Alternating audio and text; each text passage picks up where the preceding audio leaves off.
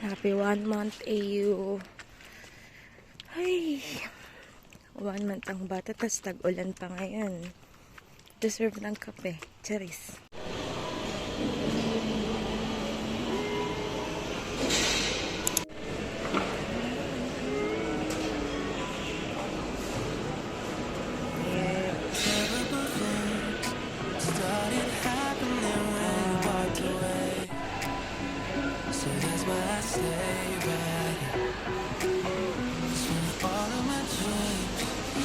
So out of reach, your crystal clear. You don't disappear, baby. No. So why would I follow you? Happy one year. Happy 1 month off. Hindi na tayo. Kapagod na ako. Nagpapagod na ako. 1 month na ako sa Australia. Ganon lang, be. Ang bilis. Every month, bibili ako ng isang kape sa iba't ibang coffee shop para i-celebrate yung mansari ko dito sa Australia. So, ngayong mansari ko dito sa Australia, hindi ako naligo. Sorry. Sarap! Tinatry ko yung yung gabi maliligo tapos kinabukasan hindi. Tinatry ko ngayon. Okay naman siya siguro pag hindi ka masyadong kikilos. Pero ngayon kasi mainit na dito, so hindi ko na ulit yun gagawin. Maliligo na ulit ako sa umaga.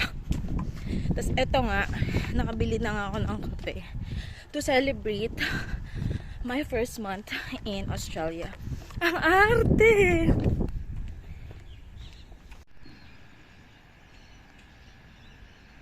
Paubos natin naman yung straw, parang tanga na eh. Oh, bobo. She gets so tired. Bye! Winnie? Yeah. Hi! Do I smell like chicken? Hi! Ito, ayan. Yung mga nilabas nilang yan. Ayan, printer yan. Mga yan, pwede mo silang kunin. Depende sa trip mo. Dami oh. Gagalit yung aso sa akin. Wala na.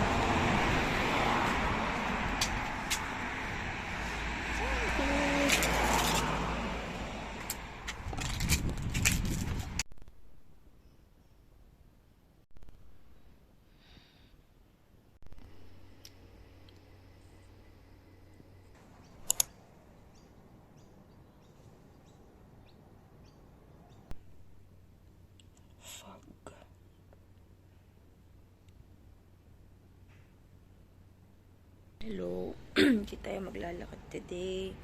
Sunduin tayo ni Tito George. Kaya, hindi pa ako umaalis. Pero ngayon, sara ko na tong pinto para pagdating ni Tito George, sakay na lang ako. Yep. Yan, hintayin na lang natin si Tito George. Pag may blue na sasakyan siya na yun.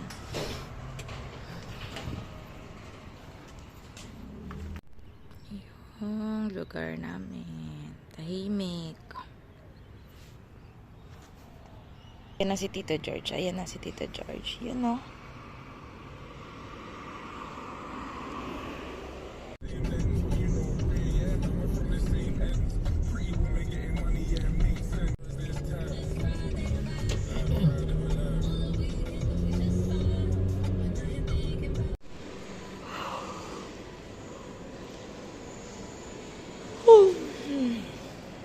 Naka 7 hours naman ako natulog.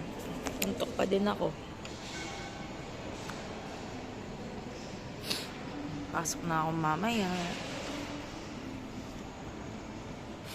Tulog. Noodles lang tayo. Tapos, lagyan ko lang nito. Para kunyari healthy. Tsaka nag-ano lang ako ng tofu.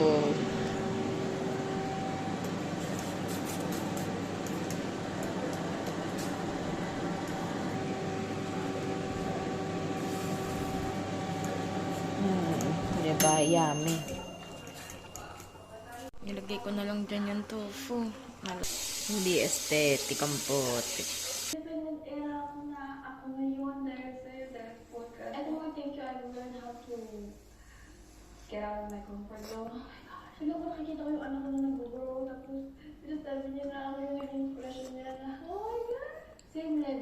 fulfillment nararamdaman ko kapag nakukuha mo yung tamang lasa ng kape ko. Triple shot mocha na 50% sugar or less sweet. Tapos mainit. Hindi kami gugulit sa leeg. Kailangan yung kape ngayon. Paano ko mag-function niya sa vlog na to? Wala kape. Nanood ako ng Just Moen. Anyway, wala tayong magawa. So, Tapos, for today's video, wait, we're ang gonna ingay talk niya, no? about- Pero, na-realize ko na mas gusto ko talaga yung lettuce kapag hindi sinasama sa luto. Mas gusto ko siyang kainin ng hilaw. Hilaw. Ng fresh. Kesa yung mga sinasama sa ganito. Pero wala tayong choice. Kailangan natin itong kainin.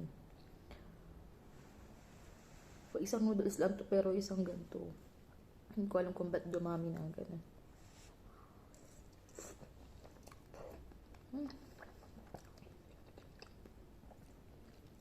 Tokwa yan.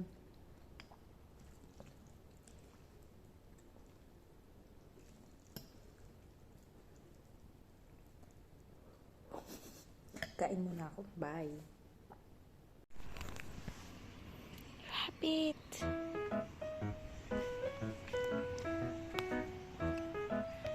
Rabbit. Hi, Rabbit. Cute.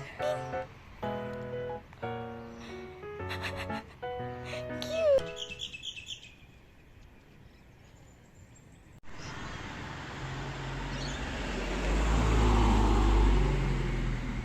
Hi guys, friends, or kung ano man. Nakahiga na ako ngayon. And 9 oras. Sorry. 9:07 na. And plano ko na din matulog bago mag 10 PM ngayong gabi kasi bukas ano tawag doon, yung magiging ahead na kami ng magiging ahead na tong Australia ng 3 hours. Kung dati 2 hours, ngayon magiging 3 hours kasi ano yung tawag doon, daylight saving pa yun, daylight saving scheme. So kung dati 2 hours kaming ahead sa Pinas, magiging 3 hours na. So, kailangan makatulog na tayo ng 10 para hindi naman ganun kabitin yung oras. Kasi magbabago daw siya ng 2 a.m. dito eh. Ayan, kanina pa ako inaantok. Tsaka, sakit ng likod ko na. Sakit niya. Ay, ang hirap magtrabaho. Hirap kumita ng pera. Siguro ngayon lang to. Siguro makakahanap din tayo ng much better na work. No? So ngayon, tsaga-tsaga muna tayo dito. May kape pa nga ako eh. Tsaka magtutupi pa ako eh. Hindi ko lang alam kung mag-edit po muna ako. Pwede naman, no? Edit muna, no? Pagsama-samahin ko lang para ma-delete ko. Tapos magtutupi na ako, no?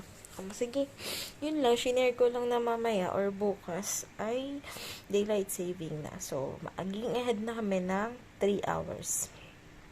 Yun lang, bye-bye!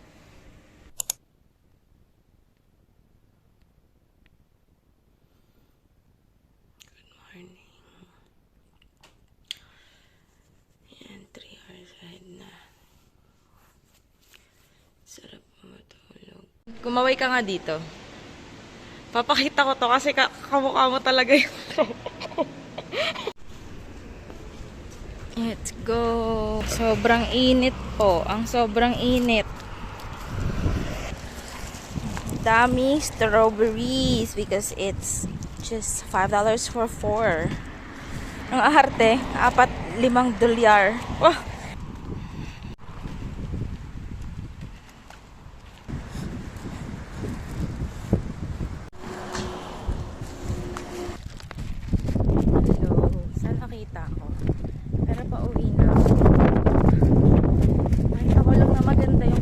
Kapag talaga nakaharap sa ganito eh. Kasi pag front lang, sobrang pangit.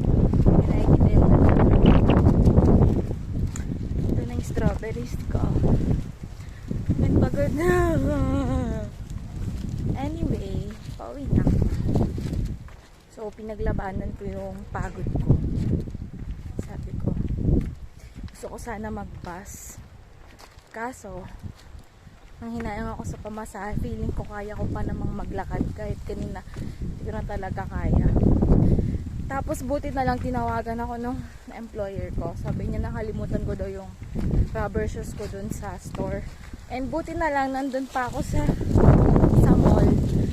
Nabili pa ako ng strawberry. So, nung tumawag siya, nabalikan ko pa yung sapatos ko. Kasi kung hindi,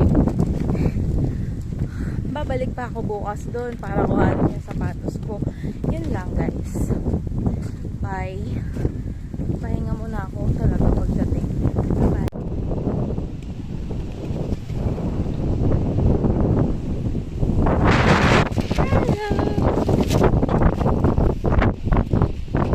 Amazing. Hirap na hirap sila lumipad ngayon. Putek, ang lakas kasi ng hangin.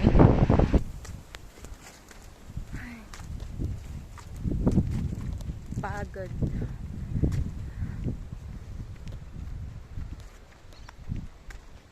Ito, may uwing mga paa. Oh. Bigay ito ng aking boss.